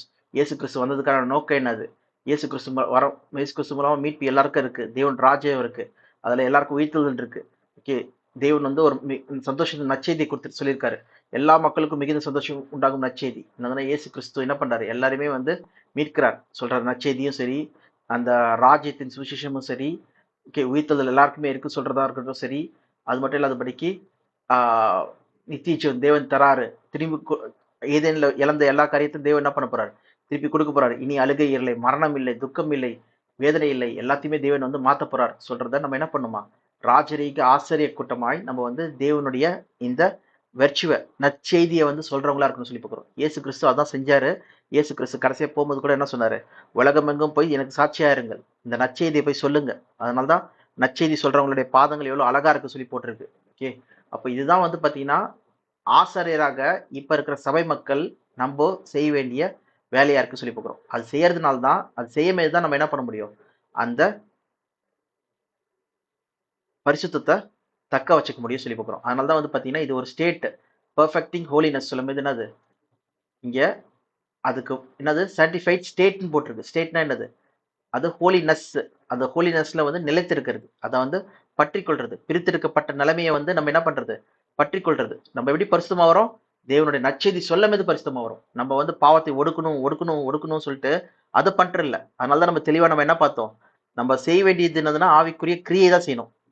கிரியையாகிய ஆவியின் கிரியையாகிய விசுவாசத்தை அறிக்கை பண்ணணும். நம்ம என்ன விசுவாசிக்கிறோம், இயேசு கிறிஸ்துவ விசுவாசிக்கிறோம், தேவனை விசுவாசிக்கிறோம். ஓகே, தேவன் ராஜ்யம் வரும் சொல்லி விசுவாசிக்கிறோம். அதை நம்ம என்ன பண்ணோம், அறிக்கை பண்ணணும்னு சொல்லி பார்க்குறோம். இதுதான் நம்ம செய்ய வேண்டிய கிரியா இருக்கு.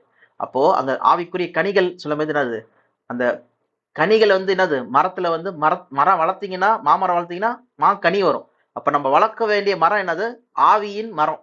அது என்னது, ஆவியின் கிரியைகளை செய்யற மரம், கிரியைகளை செய்யணும். அப்போ சுவிசேஷத்தை நம்ம அறிவிக்கும் போதும் சரி, நம்ம சாட்சியா இருக்கும் போதும் சரி, ஆட்டோமேட்டிக்கா நம்மளுக்கு என்ன வருது, ஆவியின் கனிகள் வருது. ஆவியின் கனிகள்ல அன்பு, சமாதானம், நீடிய பொறுமை, இச்சையடக்கம் எல்லாமே என்ன பண்ணுது, அந்த ஆவியின் கனிகள்லயே வந்துட்டு சொல்லி பார்க்கிறோம். இதுதான் நம்ம இங்க பாக்குற முக்கியமான செய்தி. ஓகேவா? அப்போ நம்ம செய்ய வேண்டிய விஷயம் என்னதுன்னா பரிசுத்தம், பெர்ஃபெக்ட் சொல்லும் போது சபையாக்கிய நம்ம செய்ய வேண்டிய விஷயம் என்னதுன்னா சுவிசேஷத்தை அறிவிக்கிறது. அப்ப அறிவிக்கும் போது நம்ம என்ன பண்றோம், அந்த பரிசுத்தத்திலையும் சரி எல்லாத்துலயும் நம்ம என்ன பண்றோம், பூர்ண அடைகிறவங்களா இருக்கிறோம் சொல்லி பார்க்குறோம். அப்ப இதுவும் பாத்தீங்கன்னா சுவிசேஷம் அறிவிக்கிறதா சொல்லி நம்ம இங்க பாக்குறோம். இது உங்களுக்கு தெளிவா புரிஞ்சிருக்கும்னு நினைக்கிறேன். சரி, அடுத்த பாயிண்ட் நம்ம பார்க்கணும். அது கூட நம்ம பார்க்கலாம். இப்ப சப்போஸ் இதுலயே வந்து ஒரு விஷயம் என்னதுன்னா, நம்ம அடுத்த பாயிண்ட் நம்ம பார்க்கறது வந்து நன்மை செய்யறது. Okay, goodness. அதுக்கு தெரிந்து கொள்ளப்பட்ட வசனம் பார்த்தீங்கன்னா படிங்க.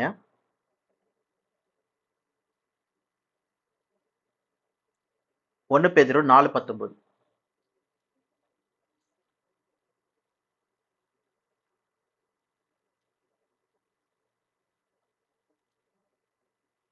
ஆகையால் தேவனுடைய சித்தத்தின்படி பாட அனுபவிக்கிறவர்கள் நன்மை செய்கிறவர்களாய் தங்கள் ஆத்துமாக்களை உண்மையுள்ள சிருஷ்டிகர்த்தாவாகிய அவருக்கு ஒப்பு கொடுக்க கடவர்கள். ஓகே, நன்மை செய்யறவர்களாய் தேவனுக்கு ஒப்பு கொடுக்க கடவர்கள் சொல்லி பார்க்கிறோம். அப்ப பாத்தீங்கன்னா நம்ம ஞானஸ்தானத்துல நம்மளுடைய மாம்சீக சரீரத்தை வந்து ஒப்பு கொடுத்துட்டோம். இனி நான் அல்ல, எனக்குள் கிறிஸ்து வாழ்கிறார். நான் இனி என்னது, நான் பரலோகவாசியை நான் வாழ போறேன். என்னை அழைப்பு, பரலோக அழைப்புக்கு நான் வந்து பங்குள்ளவனா இருக்க போறேன். மகிமையில போறதுக்காக தேவன் அழைச்சிருக்காரு. அதுக்கேற்ற மாதிரி நான் வாழ போறேன். நான் இனி என்ன பண்ண போறேன், நன்மை செய்ய போறேன்னு சொல்லி சொல்றோம். இப்ப நன்மை செய்யும்போது, நன்மை சொல்லும் போது என்ன நன்மை இது, உலகத்துல வந்து ஒருத்தவங்களுக்கு வந்து கஷ்டப்படுறவங்களுக்கு உதவி செய்யறதா, இல்லைன்னா நன்மை செய்யறதா? ஃபார் எக்ஸாம்பிள் யாக்கோபுல கூட சொல்றாங்க, ஜேம்ஸ்ல 2ஆம் அதிகாரம் நினைக்கிறேன்.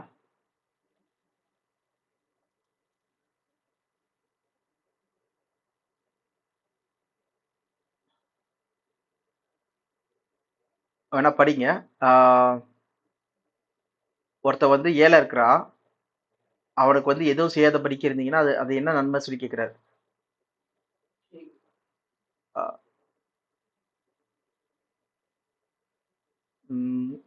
14ஆம் வசனம் படிங்க. 14, 15, 16. என் சகோதரரே, ஒருவன் தனக்கு விசுவாசம் ஒன்றென்று சொல்லியும் கிரியைகள் இல்லாதவனானால் அவனுக்கு பிரயோஜனம் என்ன? அந்த விசுவாசம் அவனை ரட்சிக்குமா? ஒரு சகோதரனாவது சகோதரியாவது வஸ்திரம் இல்லாமலும் அனுதின ஆகாரம் இல்லாமலும் இருக்கும்போது உங்களில் ஒருவன் அவர்களை நோக்கி நீங்கள் சமாதானத்தோட போங்கள், குளிர் காய்ந்து பசியாருங்கள் என்று சொல்லியும் சரீரத்துக்கு வேண்டியவில்லை அவர்களுக்கு கொடாவிட்டால் பிரயோஜனம் என்ன? பாருங்க. அப்ப என்னதுன்னா இங்க வந்து யாக்கோபே என்ன சொல்றாருன்னா, அவங்க சரீர தேவைகளை நீ கொடுக்கலன்னா என்ன பிரயோஜனம் இருக்கு சொல்லி கேட்கிறார். அப்ப இதுதான் நன்மையா சொல்லி பாத்தீங்கன்னா இது நன்மைதான். இது நன்மை இல்லைன்னு சொல்லவே இல்லை. ஆனா இந்த நன்மையை வந்து என்ன பண்றாங்க, உலகத்திலேயே தான் பண்றாங்க. அநேக வந்து பொலிட்டிஷியன்ஸ் பண்றாங்க, இல்லைன்னா வந்து மதத்துல மத குருக்கள் பண்றாங்க, இல்லைன்னா வந்து ஒவ்வொரு சர்ச் பண்றாங்க, இல்லைன்னா ஹிந்து டெம்பிள்ல பண்றாங்க, முஸ்லீம் தர்கால பண்றாங்க. ஈவன் கொரோனா டைம்ல வந்து பாத்தீங்கன்னா தங்களுடைய நகையை வித்து என்ன பண்றாங்கன்னா நிறைய பேருக்கு வந்து சாப்பாடு போட்டாங்க முஸ்லீம்ஸ். ஸோ அந்த மாதிரி நிறைய காரியங்கள் நம்ம பார்க்குறோம். நன்மை செய்றவங்க நிறைய பேர் இருக்காங்க. எல்லா ரிலிஜன்லையும் என்ன போட்டிருக்குன்னா வந்து எல்லாருக்கும் நன்மை செய்யுங்கப்பா, தீமை செய்யாதீங்க, நன்மை செய்யுங்க முடிஞ்ச அளவுக்கு சொல்லி எல்லா மதத்துலையும் தான் சொல்ல வருதுன்னு சொல்லி பார்க்குறோம். ஓகே, நன்மை செய்றவங்களுக்காக வந்து யாரும் என்ன பண்ண மாட்டாங்க, நல்லது செய்றவங்கள பார்த்து அவங்கள பார்த்து தூஷிக்க மாட்டாங்க, இல்லைன்னா வந்து கோவப்பட மாட்டாங்க, அவங்கள வந்து நிந்திக்க மாட்டாங்கன்னு சொல்லி பார்க்குறோம். ஆனா நம்ம பார்க்க வேண்டிய விஷயம் என்னதுன்னா, தேவன் சொல்லுகிற நன்மை என்னது? ஓகே, சொல்லி பார்த்தீங்கன்னா வேணா படிக்கலாம் ஒரு வசனம். தேவன் சொல்லுகிற நன்மை, அது வந்து பேதுரு சொல்றாரு ஒரு இடத்துல. அந்த வசனம் வேணா எடுக்கிறேன், ஒரு நிமிஷம்.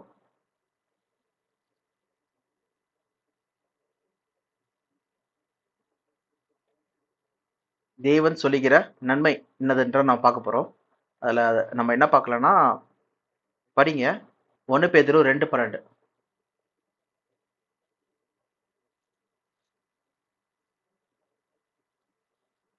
புறஜாதிகள் உங்களை அக்கிரமக்காரர் என்று விரோதமாக பேசும் விஷயத்தில் அவர்கள் உங்கள் நற்கிரியைகளைக் கண்டு அவற்றின் நிமித்தம் சந்திப்பின் நாளிலே தேவனை மகிமைப்படுத்தும்படிக்கு நீங்கள் அவர்களுக்குள்ளே நல் நடக்கை உள்ளவர்களாய் நடந்து கொள்ளுங்கள் என்று உங்களுக்கு புத்தி சொல்கிறேன். சரி, ஓகே. இப்போ நம்ம நல் நடத்தியாய் நம்ம இருக்கும்போது எதுக்காக நம்மள அக்கிரமக்காரன்னு சொல்லி சொல்றாங்க? நம்ம கெட்ட நடத்தியா இருக்கும்போது அக்கிரமக்காரர் சொல்லி சொல்லுவாங்க. ஓகே, தீமை செய்யறவங்க, தப்பான ஆட்கள் சொல்லிட்டு. ஆனா மக்கள் மத்தியில நம்ம நல்லது செய்யும்போது, ஓகே, ஒருத்தவங்களுக்கு உதவி செய்யும்போது, நன்மை செய்யும்போது எதுக்காக வந்து அக்கிரமக்காரர்கள் சொல்லி சொல்றதுதான் நம்ம பார்க்க வேண்டிய முக்கியமான பாயிண்ட். அதுவும் நீங்க படிச்சீங்கன்னா, நீங்க செய்யற நற்கிரிகளை பார்த்து என்ன பண்றாங்களா, உங்களை அக்கிரமக்காரர் சொல்லி சொல்றாங்களா? படிங்க 12 திருப்பியும். புறஜாதிகள் உங்களை அக்கிரமக்காரர் என்று விரோதமாக பேசும் விஷயத்தில் அவர்கள் உங்கள் நற்கிரியைகளை கண்டு பாருங்க, அக்கிரமக்காரர்கள் என்று பேசும் விஷயத்தில் அவர்கள் உங்களுடைய நற்கிரியைகளை கண்டு அவற்றின் நிமித்தம் சந்திப்பின் நாளிலே தேவனை மகிமைப்படுத்தும்படி. இப்ப கிடையாதான், சந்திப்பின் நாளிலே தேவனை மகிமைப்படுத்துறாங்களாம். சந்திப்பின் நாள்னா என்னது? தேவனுடைய ராஜ்யத்துல எப்ப உயிர்த்தெழுந்து வராங்களோ, ஆதாமுக்கள் மரிக்கிறது போல கிறிஸ்துக்கள் உயிர்த்தெழுறாங்க பாத்தீங்களா? அப்ப அவங்க உயிர்த்தெழுந்து வரும்போது அப்ப தேவனை மகிமைப்படுத்துவாங்களாம். அப்ப நம்ம இங்க என்ன பண்ணிருக்காங்க, இங்க வந்து நன்மை சொல்றதுன்னா அது சொல்லி பாத்தீங்கன்னா சுவிசேஷத்தை அறிவிச்சிருக்காங்க.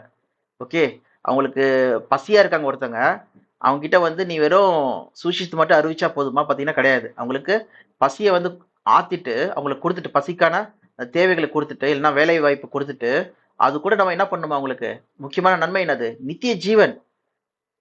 எதுல வந்து நித்திய ஜீவன் இருக்கு? தேவனுடைய வார்த்தையில நித்திய ஜீவன் இருக்கு. ஓகே, தேவனுடைய வசனத்துல நித்திய ஜீவன் இருக்கு. ஸோ அந்த நற்செய்தியை வந்து சொல்றதுதான் முக்கியமான நன்மையே சொல்லி பார்க்குறோம்.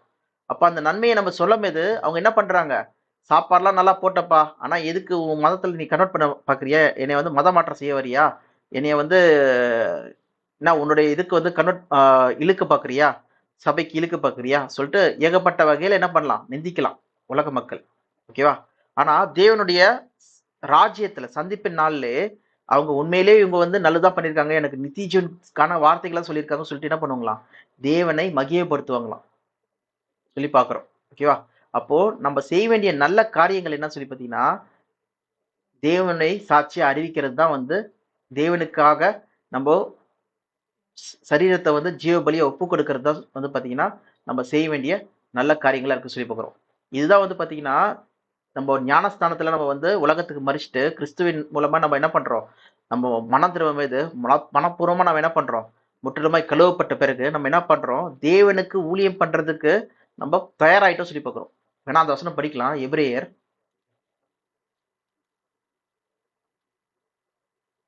9ஆம் அதிகாரம் 14ஆம் வசனம். நித்திய ஆவியினாலே தம்மைத்தாமே பழுதற்ற பலியாக தேவனுக்கு ஒப்பு கொடுத்த கிறிஸ்துவனுடைய ரத்தம் ஜீவனுள்ள தேவனுக்கு ஊழியம் செய்வதற்கு உங்கள் மனசாட்சியை செத்த கிரியைகளை சுத்திகரிப்பது எவ்வளவு நிச்சயம். பாத்தீங்களா, நம்மள வந்து முற்றிலுமாய் நம்ம சிந்தை யோசனைகள் எல்லாத்தையும் வந்து சுத்திகரிக்கிறாரா. எதுக்காக சுத்திகரிக்கிறார் சொல்லி பாத்தீங்கன்னா, ஜீவனுள்ள தேவனுக்கு ஊழியம் செய்வதற்கு. ஓகே, வேலை செய்யறதுக்கு. இதே விஷயத்தை தான் நம்ம எபேசியர்ல நம்ம படிக்கலாம். எபிஷியன்ஸ் 2ஆம் அதிகாரத்துல தேவன் நம்மள வந்து உலகத்திலிருந்து பிரித்து எடுக்கிறாரா. வேணா படிங்க, 3ஆம் வசனம். ஃபர்ஸ்ட் 3:4 படிங்க. அவர்களுக்குள்ளே நாம் எல்லாரும் முற்காலத்திலே ம், நமது மாம்ச இச்சைகளின்படி நடந்து ம், நமது மாம்சமும் மனசும் விரும்பினவர்களை செய்து ம், சுவாபத்தினாலே மற்றவர்களைப் போல கோபாக்கினின் பிள்ளைகளாய் இருந்தோம். ம், தேவனோ இரக்கத்தில் ஐஸ்வர்யம் உள்ளவராய் ம். நம்மில் அன்பு கூர்ந்து தம்முடைய மிகுந்த அன்பினாலே அக்கிரமங்களினால் மறுத்தவர்களாய் இருந்த நம்மை கிறிஸ்துவுடனே கூட உயிர்ப்பித்தார். ஆ, கிருபையினாலே ரட்சிக்கப்பட்டீர்கள். பார்த்தோம்ல, இங்க என்ன பார்க்குறோம்னா, தேவனுடைய கிருபையினால நம்ம எல்லாரும் என்ன பண்ணப்பட்டோம், முந்தி அக்கிரமத்தினால இறந்து போன நம்மள தேவன் என்ன பண்ணாரு, இயேசு கிறிஸ்துவின் ரத்தத்தினால நம்மளை வந்து உயிர்ப்பித்தாராம். ஓகே, எதுக்காக உயிர்ப்பித்தார் சொல்லி பார்த்தீங்கன்னா 10வது வசனம் படிங்க. ஏனெனில் நற்கிரியைகளை செய்வதற்கு ம், நாம் கிறிஸ்து இயேசுவுக்குள் சிருஷ்டிக்கப்பட்டு தேவனுடைய செய்கையாய் இருக்கிறோம். தேவனுடைய செய்கை, தேவனுடைய ஹேண்டி ஒர்க், கையின் வேலைப்பாடா இருக்குமா. Okay, handy work. அப்போ எப்படி இயேசு கிறிஸ்து வந்து பிதாவின் சித்தம் செஞ்சாரோ, வந்து தன் ஜீவனையே வந்து ஒப்பு கொடுத்தாரோ, யாருக்காகனா இந்த உலகத்தை மீட்கிறதுக்காகவும் நம்ம சகோதரர்கள் எல்லாரும் மகிமையில வர்றதுக்காகவும் தன்னையே ஒப்பு கொடுத்தாரோ, அதே போல நம்மள என்ன பண்ணுமா, ஒருத்தருக்கு ஒருத்தருக்காக நம்ம என்ன பண்ணுவோம், தன் ஜீவனை கொடுக்கிற அன்பை காட்டிலும் பெரிதான அன்பு ஒன்றும் இல்லை சொல்லி பார்க்கிறோம். ஓகேவா. அப்ப வந்து பாத்தீங்கன்னா நம்ம தேவனுடைய நற்காரியங்களை செய்யறது தான் நம்மளுடைய வேலையா இருக்கு சொல்லி போறோம். தேவனுடைய ஹேண்டி ஒர்க். அவர் சித்தம் என்னது, எல்லா மக்களும் ரசிக்கப்படுறது தான் தேவனுடைய சித்தமா இருக்கு. அந்த சித்தத்தை செய்யறது தான் நம்ம செய்யற நற்கிரியைகளா இருக்கு சொல்லி பார்க்கிறோம். அந்த நல்ல ஒர்க் இருக்கு சொல்லி பார்க்கிறோம். இதுதான் நம்ம இங்க பாக்குற நற்கிரியைகள். அப்போ நற்கிரியைகளை எதை குறிக்குது சொல்லி பார்த்தீங்கன்னா, தேவனுடைய சுவிசேஷத்தை அறிவிக்க வேண்டிய காரியங்களை தான் சொல்லுது. கிறிஸ்துக்கு சாட்சியாகவும் தேவனுடைய இந்த சித்தத்தை வந்து நம்ம சாட்சியா செய்யறது தான் வந்து நற்கிரியைகளா இருக்கு சொல்லி பார்க்கிறோம். ஓகே, சபையின் பக்தி விருத்தி காரியங்கள், கூடுகையில கலந்து கொள்றது, எல்லாரையும் நம்ம வந்து அரவணைக்கிறது, ஸோ மற்றவங்களை காட்டிலும் நம்மளை காட்டிலும் மற்றவங்களை மேன்மையை எண்றது, அது மூலமா வந்து சத்தியத்தை சொல்றது, ஓகே, சுவிசேஷத்தை சொல்றதுக்கு எங்க வேணா போய் சொல்றது, ஓகே, சாட்சியா இருக்கிறது, இந்த காரியங்களாம் நற்கரியைகள் சொல்லி பார்க்குறோம். ஓகே, இதுதான் வந்து நம்ம மற்றவங்களை காட்டிலும் விசேஷமா இருக்கு. ஏன்னா அஞ்ஞானிகளும் வெளியில இருக்கிற அவிசுவாசிகளும் பார்த்தீங்கன்னா அவங்களும் நிறைய நற்கரியைகள் செய்யறாங்க. நம்மளை காட்டிலும் அதிகமா செய்யறாங்க. எதனா நன்மை செய்யறதுல.